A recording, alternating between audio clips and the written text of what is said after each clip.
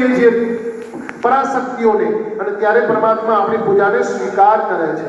એમ એ શિલાની અંદર ન્યાસનો અર્થ એ છે કે પ્રત્યેક જે શિલાની અંદર જે પ્રતીક સ્વરૂપે ભગવાનના આયુધો છે, એમાં શિલાની અંદર એકમાં પાસ છે તો એક દિશામાં અંકુશ છે, એકમાં ગદા છે તો એકમાં હનુમાનજી મહારાજનો જેને કહેવાય ગદા છે, તો દક્ષિણ દિશામાં જે શિલા છે એની અંદર ધર્મરાજનો દંડ છે। હવે આવા અલગ અલગ પ્રત્યેક નિશાનીઓ એની અંદર કોતરેલી હોય છે પથ્થરમાં, અને એ પથ્થર જ્યારે ભગવાન રામચંદ્ર ભગવાનની પ્રાણ પ્રતિષ્ઠા અયોધ્યામાં કરી ત્યારે નેપાળથી ગંડકી નદીમાંથી જેને કહેવાય છે શાલિગ્રામ પથ્થર, જે આપણે ઘરમાં પૂજીએ છીએ, એ શાલિગ્રામ પથ્થરનું ત્યાં નિર્માણ કરી શિલાઓનો શિલાન્યાસ કરીને ભગવાનની રામ મંદિરની અયોધ્યામાં પ્રતિષ્ઠા કરવામાં આવી।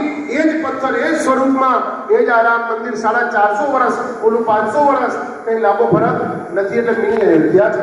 તાળીઓથી વધાવજો અને આપણે બધા સંખ્યાની ચિંતા ના કરશું, એટલા માટે કહું છું, મને વિશ્વાસ છે કે 20 વર્ષથી પાલનપુર તાલુકા જિલ્લામાં મંદિરો જે પડ્યા હતા એનું મેં પ્રતિષ્ઠા કરાઈ છે। 12 મહિનાની અંદર 100 વર્ષની બાપુયાના સાક્ષી છે, ઘણા બધા એવા મંદિરો છે તમને કહું છું। અને જે કામ આપણને એનું શાસ્ત્રોક્ત નોલેજ છે કે શિલા એટલે શું, પથ્થર એટલે શું, એ કોઈ પથ્થર નથી, જેની ભવ્યતા મંદિરની હજારો વર્ષો સુધી જો સ્થિર રાખવી હોય તો આ શિલા એની એક ચેતના છે રામની, અને ચેતનાને આપણે 24/4/2026 ના દિવસે પુષ્ય નક્ષત્રમાં ભગવાનનું જન્મ નક્ષત્ર 27 નક્ષત્રોમાં એ નક્ષત્રોમાં એ યજમાનના વરદ હસ્તે એની અંદર તાંબાના પત્રથી લેખ લખવામાં આવશે।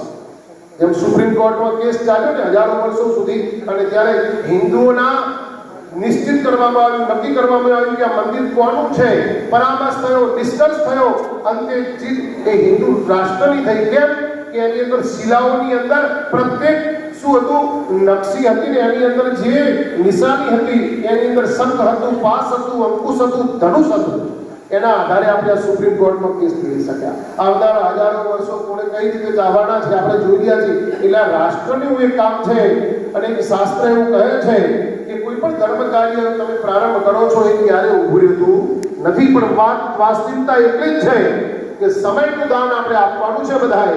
અને એમાં જે શિલાઓ છે એનું વર્ણન કરું છું, એમાં મુખ્ય 3 શિલાઓ છે, જેને આપણે આધાર શિલા કહેવાય, બીજી વાર ધરણી શિલા પણ કહેવાય અને પ્રધાન શિલા પણ કહેવાય છે। આધાર એટલે શું કે જેના ઉપર આધાર જ સર્વ મંદિરનો છે, જેના ઉપર આ રાષ્ટ્રનો આધાર છે, એ જે પૃથ્વી તત્વમાં જે ચેતના તમે મૂકો છો એની અંદર પણ પ્રાણ પૂરવાના છે। અને એની અંદર એક તાંબાની પાઇપ આવે છે, અને પાઇપની ઉપર ભગવાનની મૂર્તિ હજારો વર્ષો સુધી શાશ્વત રહે છે। એ મંદિર શાશ્વત રહે છે, એની 71 પેઢીઓ નહીં, હજારો પેઢીઓ શાશ્વત રહે છે, જે પાયામાં ઉભા રહે છે એની પેઢીઓ। એટલે આજે એવું વર્ષવાળું છે, ભલે સંખ્યા આવે છે બધા ભક્તો, અને પાલનપુર નગર ઉપર આપણને પૂર્ણ શ્રદ્ધા છે સાહેબ કે સોસાયટીઓમાં જઈશું ને તો બી લોકો ફાળો આપશે।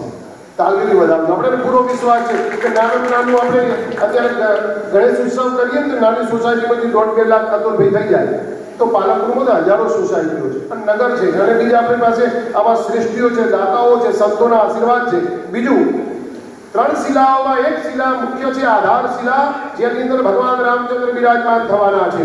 બીજી શિલા છે ભગવાન જગન્નાથની, એ જગન્નાથની મૂર્તિ એના ઉપર બિરાજમાન થવાની છે। અને ત્રીજી શિલા જે છે એનું નામ છે ભગવાન જગદંબાની આદ્ય શક્તિની। એ 3 ગુણો છે, સત્વ રજસ તમસ દૈવ, એ જગદંબા સ્વરૂપે માં ભગવતી બિરાજમાન થવાના છે।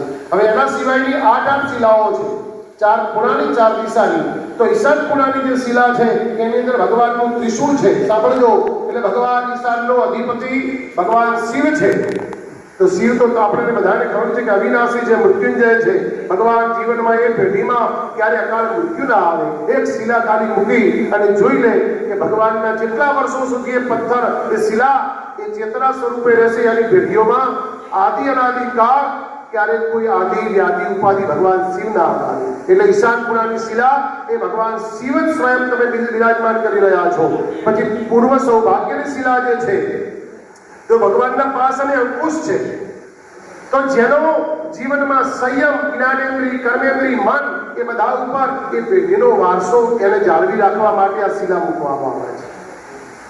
ત્રીજી શિલા છે અગ્નિ ખૂણાની નંદા નામની શિલા છે।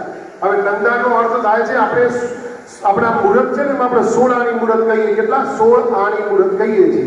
તો 16 એ કયા?